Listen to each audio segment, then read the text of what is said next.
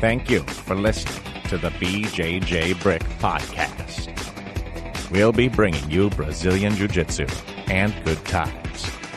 We hope to flatten your Jiu-Jitsu learning curve, help you get the most out of your grappling ability, and meet your goals both on and off the mat. Welcome back, my friends, to episode 42 of the BJJ Brick Podcast. This is Byron. I'm here with Gary. How's everybody doing today? I hope they're doing great, because today we have definitely. We have an awesome interview with Samir Chantre. He's going to share a lot of stuff with us, and I'll tell you right now, he's been doing this same technique since he's a blue belt all the way to high-level black belt, and you guys got to hear what he's been doing from the lower level all the way to the high black belt level. It's really pretty amazing. Yeah, definitely. You got to check that one out. I guarantee you'll learn a lot there. Absolutely, and he's got he's starting a BJJ vacation camp. It's the first one coming up. There's a lot of details about it in the interview. So if you're looking to travel or in the area, definitely check that out. It's not very expensive. It's the first time. They just want to get people out there to try it out. But he will talk about that in the interview too. So a lot of good stuff today. Yep. Perfect. Gary, we've got a quote of the week as promised. Actually, there's two quotes today from our friend. Hey, we get a double special this week. 2 quotes for the price of 1. Absolutely. Can't beat that. Yeah, almost double the normal amount of quotes. So, our friend Felipe Costa, he gave us 2, so, I can't... Why would I not play both of them? You know what I mean? We got to, yeah. I mean, when you have a guy that talented giving us quotes, let's throw them both out there. All right. We'll go ahead and roll that clip from Felipe, and we'll be right back. Okay. I have one. Let me think how I can translate well. Well, even if it's not the perfect quote, but the idea you guys are going to get. Very good. And I like it very much, and that quote has helped me many times when I was dropping weight to a tournament, and I would, think like, oh man, I feel so much like eating that or that. I would remember this quote that basically says, don't let what you want for the moment become... I'm trying to translate, okay? Don't let what you come at the moment become stronger or bigger than what you want for your life. So the idea basically is, it makes a lot more sense in Portuguese. But the idea basically is this. Don't let a temptation or something that you have in a certain moment that's going to give you a pleasure of a few seconds stand on the way of the bigger picture, your final goal.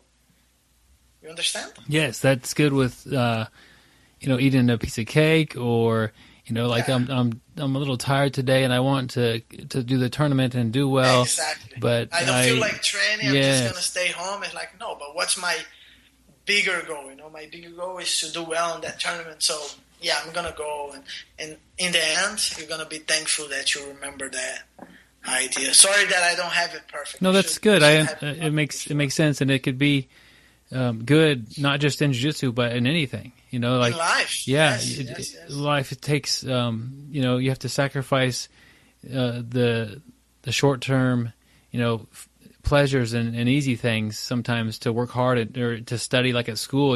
Who you want to go study, or you want to go to a movie with your friends? Well, do you want to get a good grade? I have another one that came in my mind that I like it a lot too, and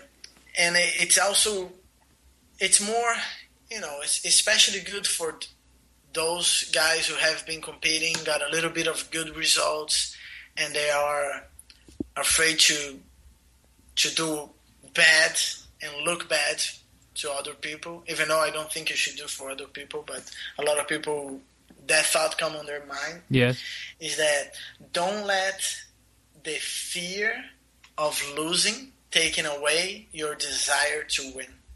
I think that's also a very strong quote, and you should keep that in mind.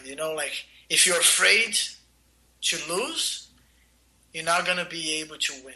You should not let that thought of fear of how bad you're going to look to somebody stand on the way of your desire to win.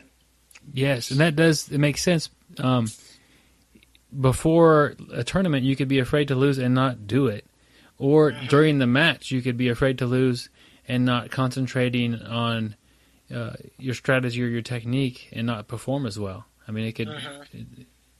The fear of losing is not something that should be a controlling factor in what you're doing. Exactly. That's a good one. All right, that was awesome. The first one: do not let what you want now take away what you want in the future. That's like you said. That's good for if you're on it trying to drop some weight, or you've got the trying to make that weight cut, or anything that might distract you from your bigger goal about like a short-term gain. You've got to focus on the long-term goals. Yeah, the long-term goal is the main thing right there, and don't let anything veer you off path because everything is based off of that long-term goal. Yep, and then this other one, don't let the fear of losing take away your desire to win. If you're one of the competitive type of jiu-jitsu athletes, you've got to face the fact that you might lose, but don't let that take away your desire to train hard and put yourself on the opportunity to get the victory. Yeah, and we also talked about just in the training part, a lot of people are afraid to lose in training. And, one of the big things about training is you're trying to get better. You're working on the weak portions of your game. So, don't be afraid to put yourself in bad positions, work out of bad positions. And you're going to get tapped sometimes, but, hey, you're learning. And that's what the key is. Every time we learn, we're getting a little bit better each time. Well said, Gary. That's right on about how you get better at jiu-jitsu, Yeah, yep. You have to. I can go out and go against a bunch of third graders and just smash them all the time. And I may have a good top game offensive top game, but unless one of those third graders is on steroids, I'm probably not going to get put in a lot of bad positions and never learn defense or how to escape bad positions. So you need to put yourself in those positions when you're training, not just against third graders on steroids. Could you imagine that scandal? The headlines read, third grade jiu-jitsu athlete busted for illegal steroid use, has been tapping out instructors left and right. Let's hope that's just a joke that we're playing right now, that has never happened and never will happen, hopefully. Yeah, that's ridiculous. So we've got an interesting article of the week from bjjheroes.com. It's titled "The Triangle," and it goes back and looks at the history of where the triangle choke came from.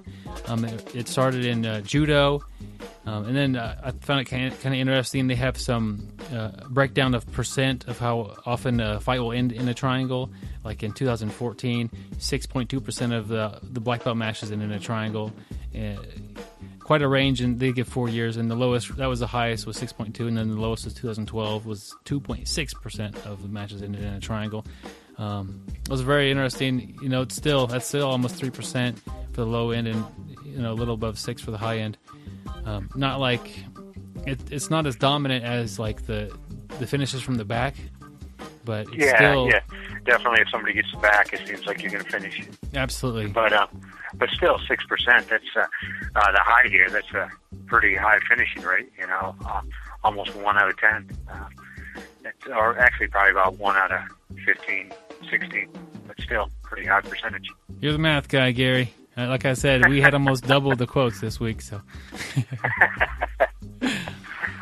I hope I can figure out that double the quote, the 200% of our quotes. But if I can't figure out that one, I'm in a little bit of trouble. This article goes on. It talks about like the 3 most memorable MMA fights that had a triangle choke in them. I remember the first triangle choke I saw was Royce Gracie versus Dan Severn, UFC 4. That was and I was watching that one live. I remember watching it on pay-per-view live, and I really didn't know what a triangle was. And I just remember Severn on top, and it was a long match, and I just thought Severn was, just smashing him in the mat the whole time. And then next thing I know, I see Severn tap, and I'm like, what was that? And that was the memorable triangle right there. Yeah, you watched it live. I watched it on VHS in my buddy's basement a couple years later, I think. Yeah, I think the first one I watched was UFC 3. So I started UFC 3 live. I watched UFC 3 and 4 live, and from there on, I've just about watched the good majority of them. That's cool, man. You got a little jump start on me on watching UFCs, but that's all right. Well, I also got a little jump start on your age too, so I don't know if that one's good though. Yeah, what grade were you in when the UFC was coming out? I was actually out of college. Oh man, that was not very nice of me. No, not at all. The another fight they mentioned is Verdum and Fedor fight, classic fight. Fedor's at the height of his like invincibility, and Verdum slapped on that triangle. That was really pretty amazing. And then another one is the Anderson Silva and Chael Sonnen fight. Anderson is. Yeah, but I think most of the people have seen that one. Yeah. Everybody thought Chael had that fight. Had that fight won, and happened to get caught in the triangle. Yeah. Yeah, he was definitely dominating Anderson Silva. To critique one of the top MMA fighters of our time, Chael Sonnen, if you watch the clip, Anderson Silva just does like a push, like you push the hand out triangle, and then Chael Sonnen takes that hand that just got pushed out of the guard and hits him with it. Yeah, I mean, like he didn't. I don't know if he was just so just in the mode of just hitting, and he doesn't think about it. But like, that's not the proper response to do when the hand gets pushed out of the guard. Is to hit him with it. Push, put him right into place. So if you didn't catch that little detail, check it out and try to find. If you're not if you're fairly new to jiu-jitsu, find somebody who could watch it and say, is that the right thing to do? Should he have just hit him, or should he have started to defend the triangle, even for like a second or two, some posture up, or to get the hand back in, or get the other hand out? But no, he pushed it out, and then that hand came right over the top and hit him in the face, and then he got triangled. So that was an interesting one. I think he was probably, he was dominating that fight, and just probably figured, hey, I can hit him a couple more times, and, I'm in no danger. But, that's the thing. That's the thing about the sport. A lot of times you don't think you're in danger. Your hand gets out of position, your posture's broke, and then next thing you know, you're caught in a triangle. Yeah. And you're in trouble. Yep. Then the article goes on and lists a whole bunch of guys that have amazing triangles, and you can kind of look them up there. And then it recommends the Ryan Hall triangle DVDs, which Gary and I have both watched and trained on. And they're great. Yeah, definitely. I think if you do want to learn the triangle, need extra help on it, check out Ryan Hall's DVD. It really helped my triangle, and I know, Byron, you're in the same boat. We got the DVD, and I know me, you, and a couple other guys were working that, a ton. Yeah, and we're not just saying check out the Ryan Hall DVD because he's a friend of the show, but it's very good information. It's good. It's one of the few DVDs I'd actually recommend to a white belt. It's like it starts very basic triangle, and if you don't know how to do it, he'll get you up to speed about the basics, and then all the way up to the high level triangle chokes. He'll take you from ground one all the way to the end. Little tips and concepts behind it, and I thought I had a pretty decent triangle before I watched that, and it definitely helped my triangle out. And like Byron said, we're not just saying that just because he's been on the show. I think all of Ryan Hall's videos really break stuff down really well, especially for myself. But I thought the triangle was one of his best. Yep, so check out the article, my friends, bjjheroes.com. Just look for the article titled The Triangle, or you can go to the show notes and click the link to there. It'll be up for you nice and easy. And we'd also like to thank our friends at fujisports.com. I know we've talked about them a lot, but, great rash guards, great keys, grappling shorts, bags, anything you need. So definitely check them out at fujisports.com. Absolutely, and if you swing by there and end up getting something, put it in the notes. Thank them for supporting the podcast. We appreciate that, and let them know that you're listening. Yeah, it definitely means a lot to us and to them, and we appreciate it that they would take the time to support our podcast. So thank you, Fuji Sports. All right, Gary, what do you think? We should get to the interview with Samir?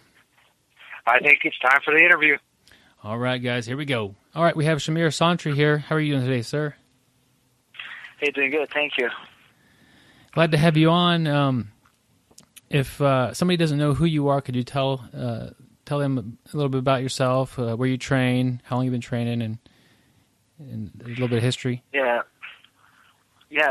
My name is Samir Chantre. I've been training jiu-jitsu for 17 years now. I started pretty young. I was like 9 years old, 8 to 9 years old. I started back in Brazil, training. I used to train at Carlson Gracie Academy with Professor Alan Moraes. And when I got my black belt, I came to United States to train with Caio Terra.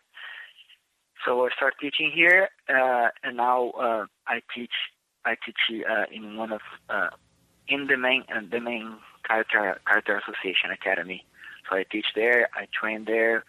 Me, Osvaldo, Queixinho, Caio, of course, Vitor, Flávio, Milton Bastos, and Manny Diaz, a lot of guys here that we have been training with, and of course, guys from outside of our team comes here and train with us too. So I've been located in Northern California in San Jose for all these years since I moved out here. It's been 5 years. And you said you moved pretty recently after you got your black belt? Yes, like 2 months after I got my black belt, I moved here because I came as a brown belt to do the Worlds in 2009, and I ended up receiving an invitation to stay here to teach here under Gracie fighter, Cesar Gracie, where Caio was training, because I came here to train with him, and I was training for the Worlds with him, and he was teaching there. So ended up that one of the gyms had no instructor, so they invited me to stay and teach. So I went back to Brazil. My instructor awarded me the black belt, and a couple months later, I came back and I started training and teaching for Gracie fighter. But then me and Caio left Gracie fighter, and we pretty much built the Caio Terra Association. Wow. I'm sure you've been busy your whole time, but in the past 5 years, it sounds like you've done a lot of stuff for jiu-jitsu and building the association. Yeah, I've been 100% involved with jiu-jitsu all day, every day. If I'm not competing on the weekends, I'm definitely either doing a seminar, or I'm refereeing, or I'm coordinating a tournament. It's one or the other, and during the week, teaching every day and training all day. Wow. Yeah, you are a busy guy. Do you find that helps you get better, always staying with your mind on jiu-jitsu? Does it, if you're away for a day or two and you don't have, does it help you, or does it? Yeah, no, it doesn't. No. I miss it too much. Yeah. But I do stuff outside too. I like going do outside activities. I think it's very important if you don't be like 100% like only doing it, because sometimes you get a little too crazy. You get not bored, but you get too focused on something. You end up not want to do it for a little bit. So you end up taking a break more than you're supposed to. So let's say you're really focus on a tournament, you start training like 3 months, every day, all day, Saturdays, Sundays, because that's what we usually do next to tournaments, but we didn't do it for 2 months. But maybe if you do it for 2 months, like this crazy, you're going to end up, like after the tournament, you're going to end up wanting to be 2 months away from everything. So it's better to manage your right timing than to do too much and then do nothing, So I like to go skateboarding, I like to go surfing, I like to go out with my friends, go out with my wife, and having fun, after and while I'm doing all this training and everything, so I can relax and I can think about something else, so I fresh up my mind and I can be 100% committed the next day too, Yeah, it sounds like it's good to have some balance in your life. It's not just all jiu-jitsu all the time. You got to do some other things to help give you. Yeah, for everything in life, we have to have balance. If somebody hasn't seen you compete, could you describe the style that you have? Yeah, I usually pull guard, but I've been playing top a lot lately. I'm a pretty aggressive jiu-jitsu though. I try to go for a submission.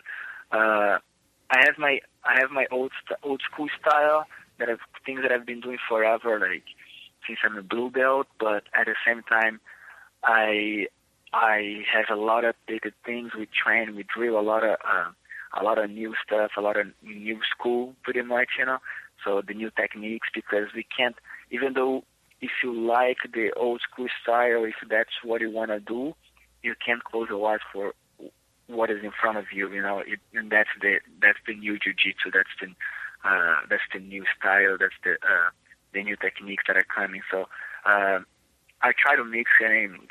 Once again, I try to balance, and I try to apply my strongest move all the time. So a lot of times people say, "Oh, Samir, you catch everybody with this," and I say, "Yeah, because that's my main thing." So I try to go for my main thing, and but I always try to have backup plans. So if that doesn't work, I go for this. If that doesn't work, I go for this. But always like pushing, try to be ahead the whole time. That's a fun style to watch. You said that some of the moves that you did as a blue belt you still do. What are some of those moves or techniques? Yeah, I do spider guard. I like spider guard and some moves from there. Some moves from close guard too. So close guard and spider guard are like my strongest weapons since I'm a blue belt, and I've been just involved in it.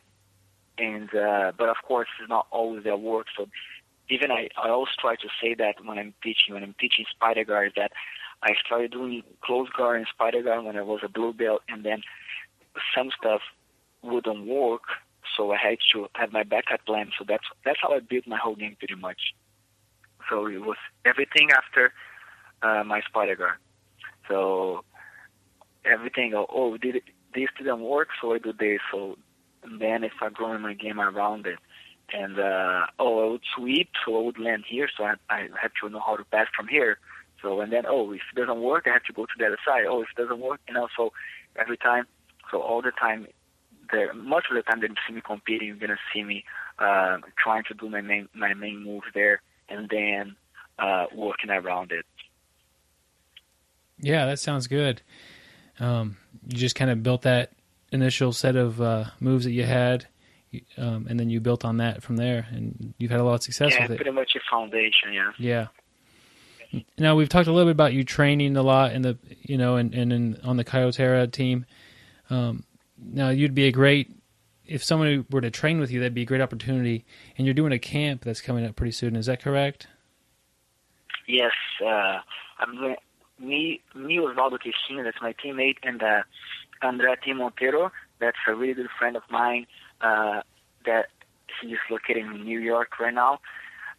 So we are doing a camp in San Diego at Clark Tracy's Academy in the Old Town, and it's gonna be pretty fun. I guarantee we're gonna have like 2 times a day jiu-jitsu. We're gonna have every day. We're gonna have one extra activity, so people have fun, and like we were talking before, so balance it out, Yeah. So we have some fun. We do some stand-up paddle. We do some surfing. We're gonna go to have fun, wave house, So it's gonna be pretty fun. We're gonna go out for dinner. So it's not gonna be only like the jiu-jitsu, So we're gonna always be together. We're gonna always do stuff together. So it's gonna be really good for the campers to get to know each other, to get to hang out with the instructors too, and it's not gonna be that relationship instructor student. It's gonna be like friends training together, and we're gonna do our best to not just to be focused on jiu-jitsu and hard training. We want jiu-jitsu and fun. Like a lot of people don't want to spend their vacation and getting beat up and doing all like injured and stuff. So it's more for vacation, because it's gonna be on August 29th to September 1st. It's a Labor Day weekend, so people want to spend their holidays getting beat up, So it's gonna be fun. It's gonna be good to do sightseeing. San Diego, it's a beautiful city, sunny. So it's going to be pretty fun. That sounds like a good time. August 29th through September 1 in San Diego. It's not just it's like a vacation with a lot of jiu-jitsu and kind of like a guided tour of good. You don't have to worry about what you're going to do. You've got things figured out and a lot of fun activities. Yeah. Do you think you'll do more of these camps? No, that's for sure. We pretty much created an organization. It's our BJJ Vacation Camp. We have our website, that's bjjvacationcamp.com. We have our Facebook page, BJJ Vacation Camp. So what we are doing is, it's not like a one-time thing. We want to do like three times a year. We want to do camps in different cities, always with something like fun to do. Like we next year we want to do in the East Coast. We're gonna do one vacation camp in Florida that we already tried to set up with a surfing professional instructor. So it's gonna be something fun to do in Florida. We are thinking about one next year, maybe for skiing. So it's not gonna be always like sunny and beach. So we wanna do cold and skiing too. But so we wanna do a lot of fun activities. We wanna go and maybe 2016 we go out of the country. So we wanna take people to Europe, to Brazil, to different countries. We wanna always do jiu-jitsu. We wanna always teach jiu-jitsu. We wanna always see people involved in jiu-jitsu. Training together, but also having fun. Because we don't wanna do it like pre-or tournament, so people do only focus on this because of the tournament. No, we want people to go and have fun. We wanna reach all ages. We don't wanna do it only for those athletes that let's say adult athletes that has been training their life for it and only train jiu-jitsu for life. No, we want to reach also younger people. We want to reach the adults, of course. We want to reach older people. We want to try to have an environment that everyone can be there and have fun, because jiu-jitsu is for everyone. So I see a lot of people. I don't want to go to camps because the training is too hard. I see a lot of people saying that, and that's not what we want. We want that anybody feel comfortable doing our camp, from 10 years old to 60 years old, or 5 years old to 7 years old. That's what we want, is see people there and having fun with us. Training jiu-jitsu. The training is going to be serious. It's going to be a serious training, but the train is not going to be like a competition training. It's going to be a training where you're going to learn what you're going to train, and you're going to have fun. So that's the kind of environment that we want in our camps, and we're trying to show the jiu-jitsu community that jiu-jitsu is for everyone. Yeah. That's what we want. That's what we want to show. We want to jiu-jitsu is for whoever wants to train hard, and it's also for whoever wants to just train, and for whoever wants to train and have fun. So it's for everyone. So everyone is welcome. That's our main message. Yeah, I'm on bjjvacationcamp.com right now, and I see your schedule there, and it looks really fun. You've got different trainings lined up, and then different like outdoor activities and dinners you have planned and things like that. And the prices are very reasonable. I mean, I would think that I would spend more than this on a lot of vacations I go on. I mean, this is sounds like a lot of fun and not a very not a real expensive vacation. It'd be, in the way you're describing it, it sounds like a good opportunity maybe if a parent and a child do jiu-jitsu together to have a good experience as a vacation and continue to train and learn more about the martial art. And it just sounds like a great opportunity for a lot of different people. Even like if you're married, take your spouse with you and you can enjoy your vacation and do lots of jiu-jitsu and have a good time in San Diego. Absolutely, yeah. That's what we're trying to do, especially because it's our first one. So we want people to go and know what it's about, So we were like, let's put the price down. Yeah. And because we want people to have this experience. We want people to go and have this experience. So they say, yes, that's what I want, because I don't want we don't want them to go to have camps with a different vision that with our camp is. So we're like, let's try to have as much people as we can, and let's try to put our word out there. So that's what our camp will be about. Our camp will be about showing the jiu-jitsu community what we wanna expose. So we wanna show them that jiu-jitsu can be for everyone. Yeah. And these camps can be for everyone. Everyone will find something there. If you want to go there just to train jiu-jitsu, you can go there just to train jiu-jitsu. If you want to go there to have fun and train a little bit of jiu-jitsu, you can do it too. If you want to go there and explore it all, that's gonna be perfect. I don't like going to the beach. I don't like outdoor stuff like in beach, sun and stuff. Okay, next year we're gonna have snow activities. Maybe in the following year, or maybe in the end of the year, we might have some very interested sightseeing, maybe outside of the United States. So we're gonna try to have activities for everyone. We wanna englobe. We wanna have all kind of people with us. Yeah, that sounds great. And I'm on your Facebook page right now, facebook.com/BJJ Vacation Camp. And if this sounds like something that you're interested in as one of the listeners, go by there and like the page. That way, if they're, maybe you can't go to this one in San Diego at the Clark Gracie Academy, maybe you can go to the next one. That way you'll get updates about, when and where it's going to be next. That way you'll have the opportunity. You won't miss out a good place that you want to go anyway, Yeah, absolutely. Please do, you guys that are listening now, please go to our Facebook page, BJJ Vacation Camp.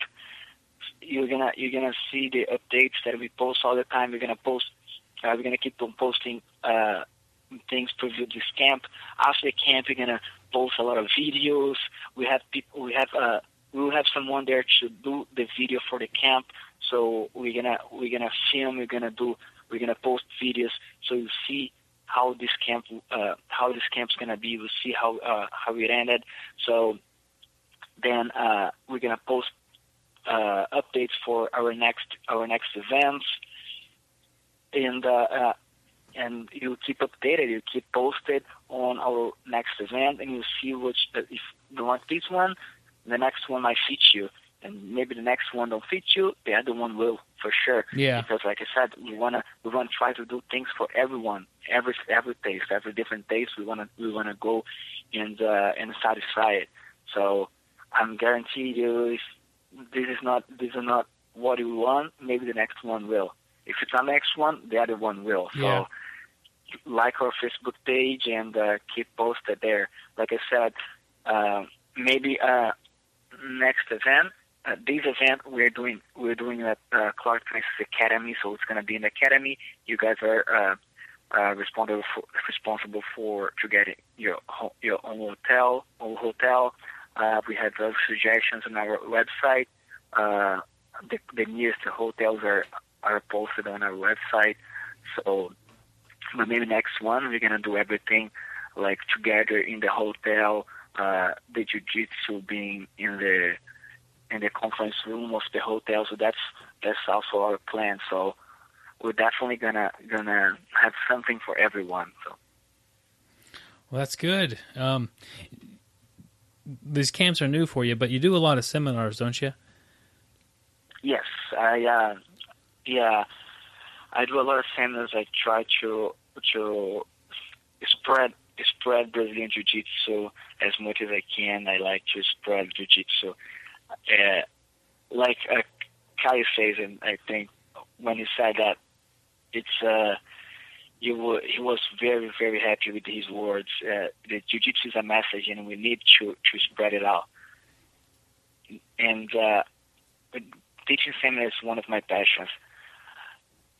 And I'm always teaching seminars. I just went to Florida for a couple of days, for 4 days actually, and I teach a couple of seminars there. Next month, on the 16th, I'm teaching a seminar in Sacramento at Iamaso BJJ. So whoever's in the area is very welcome to join us. So it's August 16th? August 16th at 10 a.m. at Iamaso BJJ in Sacramento. So whoever's listening, please join us. And also, if you're interested in having me and host a seminar with me and have me in the academy, please contact me, Samir Chantre BJJ at gmail.com. Now I'll be very happy to be there and teach my style, my moves, and hope you guys have this idea. Yeah, and I'll put your email on there on the notes so people could find it easier and get a hold of you and get you out to their academy if they're able to. I got a couple of questions for you about your jiu-jitsu. Do you have any tournaments coming up or anything like that? Yeah, I'm doing the Vegas Open on August 9th. Wasn't really in my schedule, but I ended up deciding doing it because after the Worlds, I was very focused on only starting now my the no-gi season. Nationals is coming up on September 7th, and then no-gi Pan Ams on September 27th, and then on September 28th, I think, and then Worlds no-gi in October 6th. So I was very focused on the no-gi season, but all my teammates are doing it. The majority of my teammates are doing the Vegas Open, so I was going to be there to support them anyway, so I just decided doing it. So hopefully it's going to be a good start for the no-gi season. Wow. You're going to be busy. I wrote down August 9, September 7, the 27th, and then October 6th. That's good. And on October 6th, and after the tournament, at night, I'm flying out to Costa Rica. I have a camp there. We'll have a camp there, jiu-jitsu and surfing camp there in Costa Rica, 1 week camp. That's pretty fun too. Wow. Also, if anybody's interested, please hit me up. Now, when you compete, you do some things like before your match and after your match. You do some things. Can you describe those to us and tell us a little bit about what those are about? Yeah, always when I'm walking the mat, I pray. I pray for my safety. I pray for God's will to be done, and that's pretty much it. I don't ask for results. I don't ask for anything but God's will to be done and my safety. So I always like to pray before I get in the mat. And then after, I've seen you do something after the match is over. What is that? After the match's over, I just thank God for whatever happened. Yeah, victories or defeats, I thank God upon everything. Well, cool. That keeps you focused on, more than just jiu-jitsu. Like there's more to life than just that. Yes, that's for sure. Everything in life has a reason, and everything in life, it was either God's will or God's permission. So I always try to have His will by His permission. So I always ask Him for His will in my life, and jiu-jitsu is no different. jiu-jitsu. I do everything. I do everything I'm supposed to. I train. I focus. I do my best, but I always rather to have God's will instead of mine. So that's something that I've been doing forever since I first started competing, and that became like people would see something like that and say, "Oh, Samir, I saw a blue belt doing that. What do you do?" And it's like, "Oh, praying. That everybody's supposed to do that. Not something that I do. It's something that everybody's supposed to be doing." You know, they're like, "Oh yeah." So, but anyway. We've talked quite a bit about spreading jiu-jitsu to more people and letting people experience it. If someone's new to the jiu-jitsu, maybe like in the first year, what would be a good goal for them to have? Evolve. Because it's frustrating. Jiu-jitsu is frustrating. You know, when you first start training, you're gonna train with people that has the same belt color as you, but has been training for a year. So it's frustrating when you train and you can do nothing, or you see those people doing stuff that you feel that you're not going to be able to do it, that you would never be able to do it. You know, it's just frustrating, but you gotta keep doing it. You gotta keep improving. You gotta keep trying to evolve, because jiu-jitsu is not easy. It's one of the hardest art in the world, for sure. So it's not like nothing against any other martial arts, but if you see, I've done like tons of different arts and kind of fights, and jiu-jitsu is definitely the most complex one. So it's not gonna happen overnight. It's not gonna happen in a week or two. It takes a while. So if you really wanna do it, if you find that this is what it is for you, keep doing it, and don't quit in the beginning, because you might be quitting because you're frustrated, and then you're gonna regret down the road, and you're gonna reset it all. So keep doing it. That for sure, the frustration is gonna go away, and you're gonna get the best of it, which is huge for you. Jiu-jitsu helps in many different ways, in many different areas in your life. So, like discipline, respect, calmness, in your life in general. Jiu-jitsu is the best thing. Is the best thing for you, you know, like in terms of activity. I think not. It's kind of hard for me to say, because I've been doing this for 17 years since I was like 9 years old. Yeah. So it's like, oh, this guy is the same because that's what he does. But I guarantee you, he helped me a lot, and I've seen helping people like tremendously. You know, with me, besides all these things that I say, it also helped my body itself, because I have like I have scoliosis. I have two different kinds of scoliosis, and my doctor said if it wasn't for jiu-jitsu, I wouldn't be the way that I am right now. You know, because I didn't do any treatment but jiu-jitsu. So wow. jiu-jitsu helped me a lot, and the posture I have today, the things that I do today, I may not be able to do if it wasn't for jiu-jitsu. You know? Yeah, and you mentioned that it's frustrating when you first start, and that it's such a complicated martial art, you know, compared to other ones you've done. But I think it's interesting that you've talked about, like, you still do your spider guard and you still do the close guard, that you got good at those as a blue belt, but you still do those because I mean, it's so complicated but if you get good at a couple of things, it makes it less confusing, less complicated. So hang in there and just focus on a few things.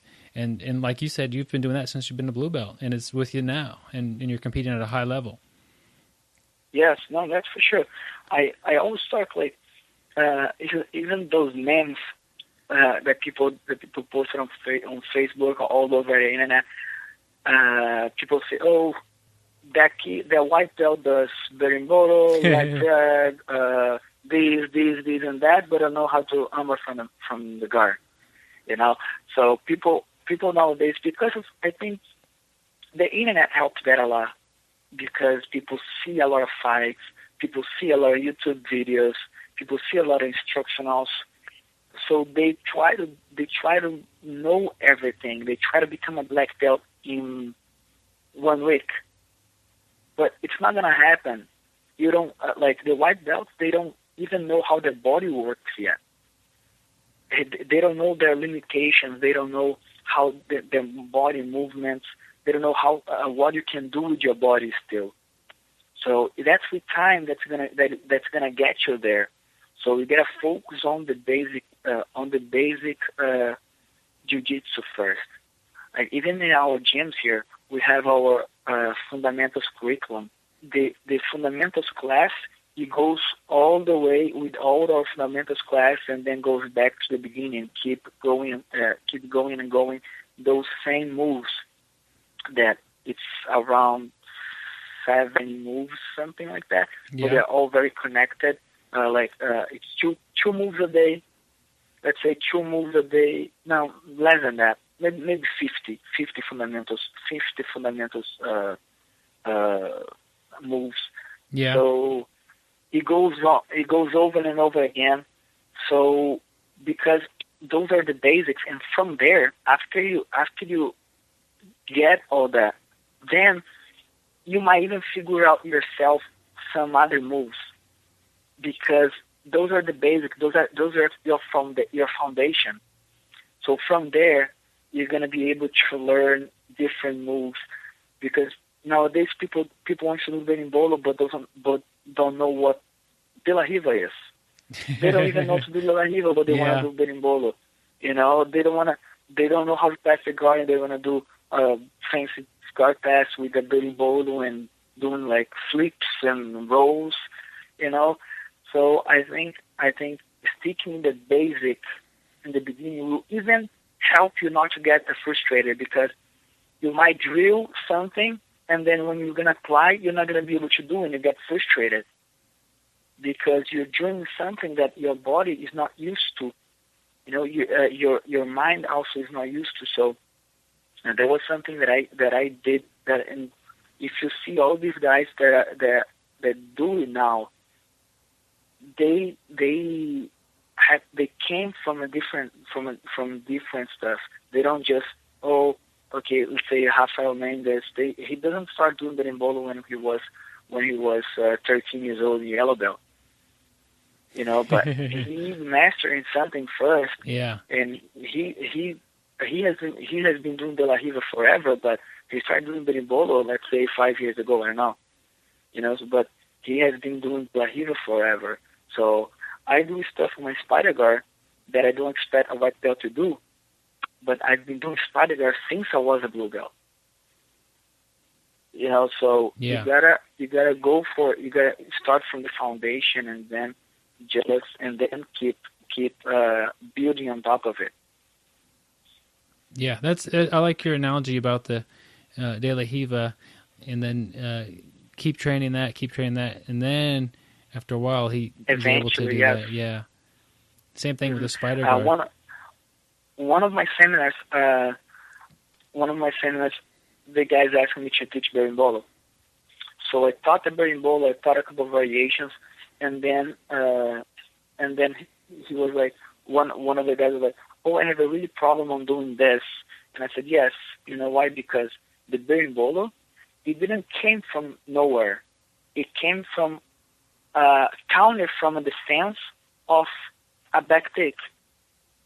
So people should do a back take from De La Riva, and then people start defending by putting their butt on the mat. They developed the berimbolo from there because they were getting stopped by that specific defense. Their back take from De La Riva was being stopped by that specific defense. So they started developing the berimbolo from there. And then they got it the move. Then they got the move because if you do like, I'll teach you berimbolo, you're gonna be able to do berimbolo, but you might not be able to do berimbolo while you're training because it needs a reaction for the action. Oh, okay. And that's how everything in jiu-jitsu is. I might teach you a couple Spider guys move, and you're gonna ask me, why are you teaching a sweep if you can triangle from here? And I'll tell you, what if the guy defends your triangle, putting the knee in the middle? So then you're not gonna be able to reach for the triangle. So you have this sweep here, everything jiu-jitsu. If everything that you do in jiu-jitsu works like straight up, that'll be too easy. But the other guy is alive, defending and doing stuff too. So that's why you gotta have your foundation and start building options from your foundation, options from everywhere. That's good. Like you need to have, your first move that you like, and then they might counter in a way that you could predict, and then be ready for that, for the next thing and the next thing. If you have, if you're coaching a student and they're going to go to their first tournament, what advice are you going to give that student? First of all, go there and do your best. Don't leave that's what I always try to do. I always tell my students, don't leave the mat with the feeling that you could have done better. That's the main thing. Don't leave here saying, I could have done better. So go there and leave it all on the mat. Leave everything there. Try to do the moves that you worked on, and try to do the moves that you are best at.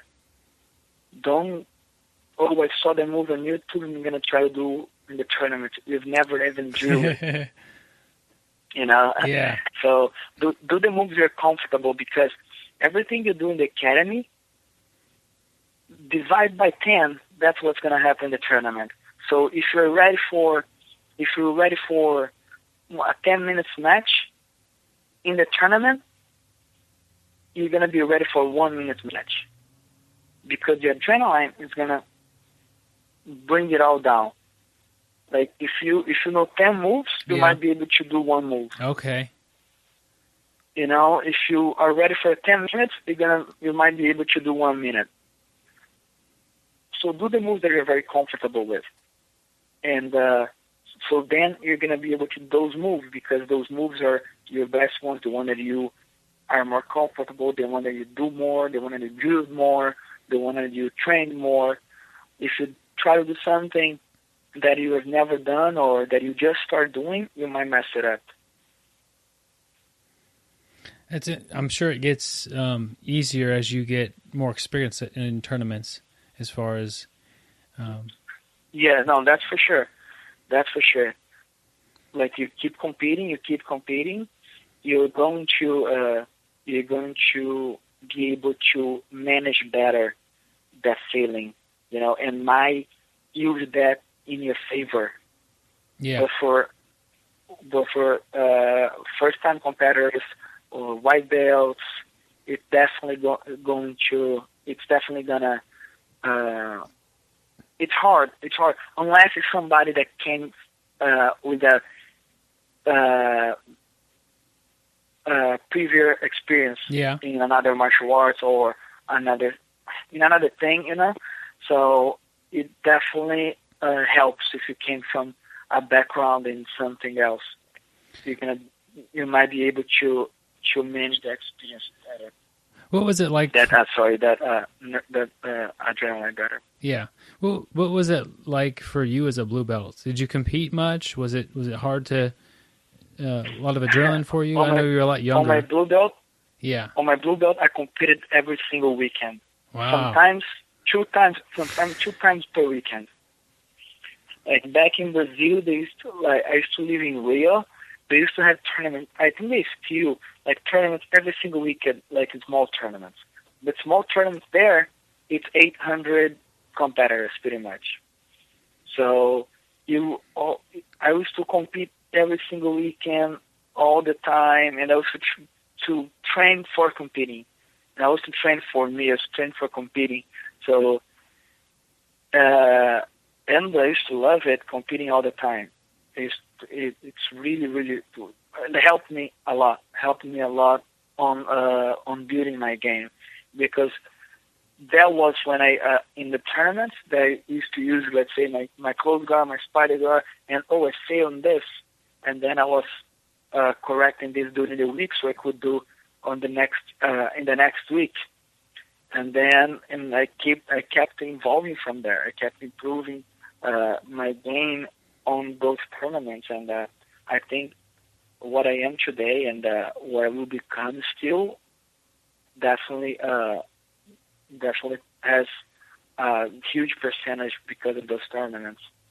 Yeah, it sounds like you got a lot of experience every weekend, and sometimes twice a weekend competing. I don't know if some things you can learn in class, and then some things you can't. But you definitely can't learn that much competition experience any other way than just doing it a whole bunch. And that's yeah. I think my instructor used to say that one tournament, it's the same as 3 months training. That's what he used to say, because in the tournament that sometimes you train and you fail on something, but you keep doing it, so you end up forgetting about it. The tournament you're never gonna forget. Yeah. So if you fail something, you're gonna work to correct that mistake. So that's when you really improve your game. How old were you as a blue belt? I was promoted to blue belt. I was 15, and it took me 2.5 years, so 15 to 17. Did you do usually pretty well in the competitions, or was it hard at the beginning? I did. No, I don't know. When I first started, I competed at an orange belt too a couple of times, and then when I first got my blue belt, I remember I fought a state tournament, and I lost because I couldn't do anything, literally anything. I pulled guard and literally blanked out. I couldn't think about anything. I couldn't do anything. Nothing. So I lost. And then I lost again, and on my third tournament, I started winning. And then I won, and then I would lose some and win some, but I would win definitely more than lose. And I ended up being 37 fights without losing. So 37 winning straight, 37 fights winning. Wow. Yeah, and I keep that number still, because that was something like a memorable year. I won European tournaments. I got third place in the Worlds. So I won the Brazilian Nationals. So a lot of tournaments I did well in all of them. I won the state tournament more than 10 times. Wow, I think so, it's yeah. I did my blue belt was good times. I think it's interesting that you had the first couple of them in your blue belt were difficult, and that's encouraging for other people who are blue belts that may have competed or may be wanting to compete. That even if you don't do real good the first time out there, doesn't mean that you can't get better. Yeah, no, I lost my first 3 tournaments in the first fight. And without even scoring a point, I lost my first 3 tournaments without scoring a point. And even my instructor afterwards, he didn't say nothing while I was losing, but then when I started winning, he said that he was afraid of me quitting. Well, Samir, I knew you had a lot of potential because you do really good in the gym, but I was afraid of you to get frustrated and quit. But he was telling me that he was very happy and proud that I kept going, and I managed to go over that and be able to start winning. Yeah, I just talked to Felipe Costa a little while ago, and he had a similar story. But he didn't actually, he didn't just lose his first couple matches. He didn't win a tournament until he was a black belt. I mean, he had a long time till he kind of figured out his game and what he had to do to become mentally ready. I think that's a big part of it. DVD is one of the most one of the best DVDs for motivational. Yeah. It's one of the best motivational DVD that I've ever seen. I think I've known Felipe Costa for a long time, and he's a good friend of mine.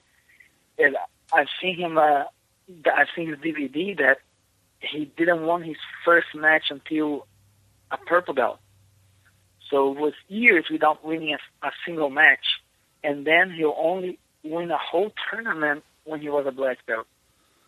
And then he ends up being a world champion, So that's amazing. Yeah, that's amazing. Very motivating. Do you have any tips for somebody to figure out their own game plan? Try it off. Yeah. Try pulling guard, try stay on top, try spider guard, try close guard, try De La Riva, try half guard, try everything and see what you feel comfortable, what you more. And I think what's gonna really tell is gonna be the position that he's put it in most. Yeah. So if you end up in that position a lot, you have to figure out a way to get out of there or to get advantage from there. So you end up on your back a lot with the guy in half guard. So that's gonna be your game because you're gonna have to figure out stuff from there. You're getting there all the time. You get to start there all the time. The guy's passing guard from there all the time. So you gotta figure out a way not to let people pass your guard or to sweep from there or to submit from there. So you're gonna end up like studying more that position. So that might be something that you feel comfortable on doing, but maybe like, oh, I do that a lot, but I don't want this for my game.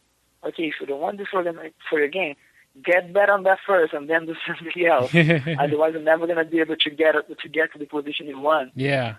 So it's more like that was pretty much with me because I wasn't very flexible, but I liked to pull guard, and if I did a lot of open guard and let the guy to free, they would pass my guard because I wouldn't be able to replace the guard all the time because I'm not a flexible person. So I thought like I have to jump close guard instead because then I have the guy on my control. But then people used to open my guard, and I was like, yeah, but I cannot let the guy free. So I used to control both sleeves and start doing spider guard because the guy's my control. The guy's not requiring that I keep like using flexibility when I have the guy's control. So and then I do a lot of half guard too, and De La Riva guard because it's always like it's always about in my game it's always about getting the guy to be tight. Not letting a guy to lose and free to work around my guard, So that's how I started building my game because of pretty much my needs, Yeah, that makes a lot of sense. If where you end up naturally is going to be where you're going to be able to develop your game plan. If I want to have a good choke from mount and I can't even get on the top, and my guard passing is not very good. It doesn't matter if I have a good choke from mount. I need to work on a game that I could actually get good at. And Exactly. You have a lot of students. If you talk about all the seminars you teach and teaching at the academy there, what are some traits that you see in really good students? Yeah, I think nowadays people are very committed. People are very committed now. Yeah, on drilling, on on physical training. So I think commitment it's the thing that people are most people have more focus on right now. Like their focus are the best thing that I've been seeing. They're fake for the detailing on improving. Yeah. I think it's their commitment. That's good. That makes up a passionate student who is focused and committed to coming to class, in a regular, as much as they can, and getting better at Brazilian Jiu-Jitsu. Yeah, I think they're committed. Their commitment. Okay, that about wraps it up. What I have for you, I'd like to go over your contact information again real quick, so everybody knows how to get you. You've got your Facebook page. To get a hold of me, please email samirchantrebjj@gmail.com. You can go on my Facebook page too and send me a like, please. Samir Chantre BJJ on Facebook. My website, samirchantre.com. Our camp, BJJ Vacation Camp on Facebook, and bjjvacationcamp.com. It's our webpage. So to get a hold of me, I have tons of options. Yeah, there's lots of ways to get you. And, definitely like his Facebook page. He's got a ton of tournaments coming up real soon, and it's going to be interesting to keep up with you as you go through those. And I'm looking forward to the BJJ Vacation Camp page posting, pictures of you guys out there having fun. And I see a lot of pictures of everybody always on the mat, but it's going to be interesting to see the pictures of the guys having a good time off the mat as well. Uh-huh. And also Instagram, Samir Chantre BJJ.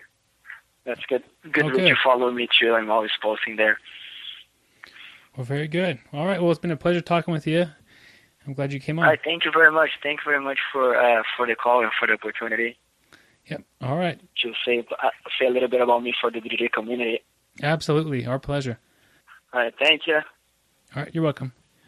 Thank you, Samir, for the interview. That was good times, and definitely his. If you're able to make the BJJ Vacation Camp August 29th through September 1st in San Diego, get a hold of him. Samir Chantre BJJ@gmail.com, or find him on Facebook. I've got all that stuff on the show notes there. But if you can do it, go do it. You'll have a good time. Yeah, I mean, how great would that be to spend a couple days in San Diego? First of all, known as a place with some of the best weather ever. But then secondly, go to a Brazilian Jiu-Jitsu camp and get to train with Samir. And, I mean, how great can that be? So, best of both worlds. Great weather, you're on vacation, and you're training Jiu-Jitsu. So, can't beat that. Samir was nice enough to give us a quote of the week. We'll be playing that next week for you. So if you enjoyed what he had to say today, you'll definitely enjoy next week's episode. And speaking of that, next week we have Ken Permola sharing his knowledge and some tips about jiu-jitsu with us. Yeah, definitely. I know a lot of you guys have probably seen Ken Permola on the internet. He's got a lot of stuff out there, a lot of great stuff. So it's going to be a very informative interview. So don't miss next week and listen to hear what Ken has to say. Yeah, he's got a lot of great tips about competition, training for competition, and then also the mental side of it, and how he was able to use his wrestling background and to try and take some of those things and roll them into jiu-jitsu. Not just techniques, but the mental side of wrestling and mental toughness. And we all know that the wrestlers are very tough mentally, and they break people. So definitely stay tuned for that. Yeah, we want to thank our friend Kyron in Brazil. He sent us a message. I want to congratulate him on his blue belt, and sounds like he's doing really good down there and found a great gym to train at. Yeah, definitely. Congratulations, Kyron. I got the blue belt. You can't beat that, and keep on training. And if you ever, don't ever, or send us messages in the future there too. We appreciate you taking the time to send one to us. Yeah, the easiest way to get hold of us is bjjbrick@gmail.com. Gary, good news, man. Let's hear the good news, Byron. We got some patches made, and they're in. We got our D patches. We've been waiting for them to come in. You definitely got to check these out. Basically, it's our emblem for the BJJ brick with Byron on top and me strangling with a microphone and Byron getting ready to hit me with a brick.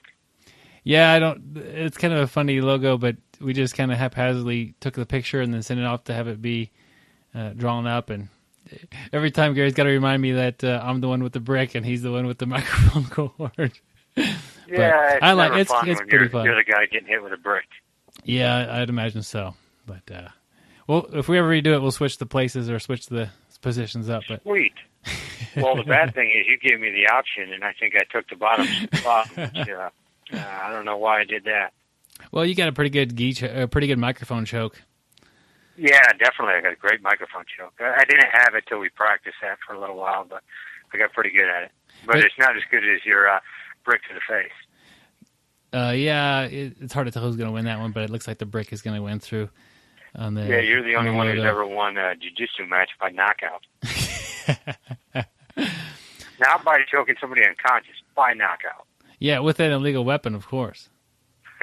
You got DQ'd. Yeah. We'll explain the concept behind the brick real quick in case you're a fairly new listener. I guess it's been a while since we've talked about it, but if you drill, if you select a few really good techniques for you and you work on them a lot and you get really good at them, when you roll and you're able to implement that technique, it'll feel like you're hitting them with a brick. And you may not have these tools yet, but I know you've felt them. Like if somebody could triangle you every time if they want to, or put you in a guillotine. Those are their bricks. I mean, they may have a really good guillotine and not have a good gi choke at all. But the gi choke wouldn't be their brick, the guillotine. So make moves that are real solid for you, and in competition or anytime you want to use it, it's going to feel like it's a brick you could throw.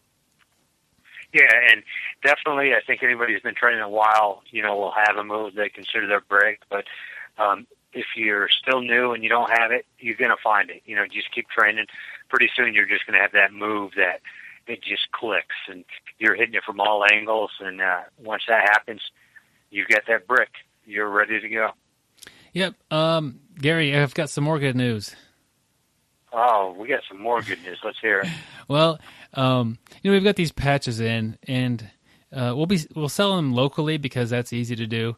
And I'm not up for putting a way to buy things on the website yet. Like it seems like a pain in the butt, man, to be honest. So it looks like we'll be giving them away. That's even better. Local. Yeah, that's awesome. But the plan is that we sell one locally, we could make a little bit of money off of that, and then use that money to give one away to a listener somewhere else. So hopefully we'll sell a few locally, and we'll give some away. So a win-win for everybody, I'd hope. And we do appreciate the local fans for the support, and the people at the gym who buy them and then make it easier for us to give them away without spending an arm and leg of our own money. Well, how are we going to give them away? Have you thought of that yet? I was thinking about that, and I went back to the iTunes there where people write our 5-star reviews, and I found one, and it's pretty good, man. So I'll read it here. Okay. 5 stars. First, I started listening to the BJJ Brick podcast because of the name.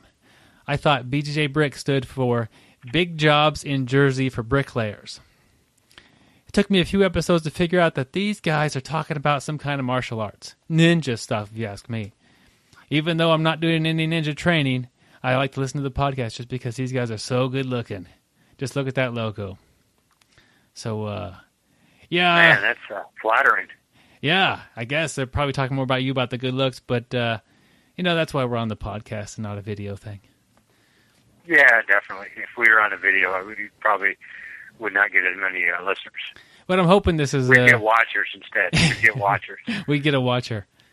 Yeah. But if you want to write like a funny review, we'll be sending this guy... just send me your email address or email me, and we'll get one out to you. But if you want to write a funny 5-star review on iTunes or in Stitcher, copy and paste it in the email. Send it to me at bjjbrick@gmail.com, and we'll be happy to get one headed your way. Get you a patch sent out. So. Yeah, definitely. So bjjbrick@gmail.com. Yeah, let us know. Yeah, make it funny, guys. Make it entertaining, and we'll read it on the podcast, and we'll send you a patch. And if you've already written a review, go ahead and hit me up with an email. Tell me which one was yours, and and we'll get you taken care of too, my friends. Yeah, so that's even better, even if you've already given us one. Byron said right there, just send us an email, bjjbrick@gmail.com. Tell us which one's yours, and we'll get you out a patch. We really appreciate all you people that listen to us, and everybody who gives us 5-star reviews, and also sends us emails to let us know how we're doing, or if there's any area we could improve on. We appreciate it. Yep, and I'm giving the ones in the past back because you can't review it more than once. But if you do it in the future for the patch, make it funny. Make it over the top, make it silly, or whatever you want to do. You don't got to be a comedian, but make it a funny one, so it'll be good times for us. Yep, good. Like as the other day on the BJJ Brick page, speaking of good times, said the 2 things you can expect in a jiu-jitsu class: chokes and jokes, and that is true right there.